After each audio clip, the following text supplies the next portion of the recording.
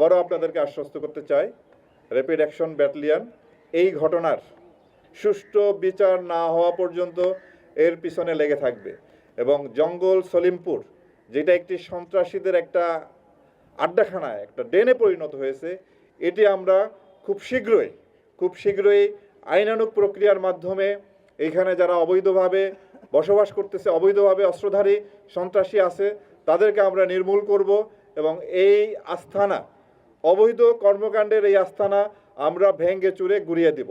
এটুকু আমরা আপনাদেরকে কথা দিতে পারি।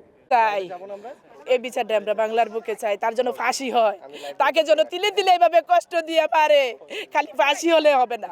কোনো সন্ত্রাস যেন আর বাংলাদেশে না থাকে, যেন একটা সন্ত্রাস মারলে যেন লক্ষ সন্ত্রাস যেন ভয় পায় যে বাংলাদেশ থেকে আমরা উদয় হতে হবে, না হলে বাংলাদেশে বাঁচা নাই, বাংলার মাটিতে তাদের কোনো বাঁচা নাই। আমি এই বিচারটা চাই। আমার ফ্যামিলির ভিতরে আমার এক ছেলে 2 মেয়ে।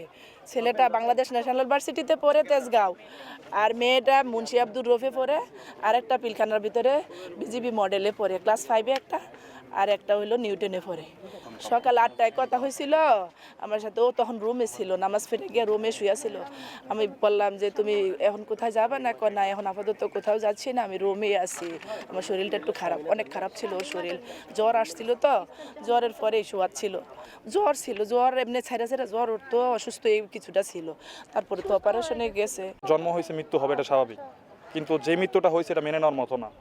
ঠিক আছে, তো আমার একটাই রিকোয়েস্ট থাকবে প্রশাসনের কাছে, সরকারের কাছে, র্যাব, বিজিবি কর্তৃপক্ষের কাছে একটাই দাবি থাকবে, যাতে আমার বাবার এই ঘটনাটা, মর্মান্তিক ঘটনাটার সুষ্ঠু বিচার হয় এবং তাদের ফাঁসি হয়।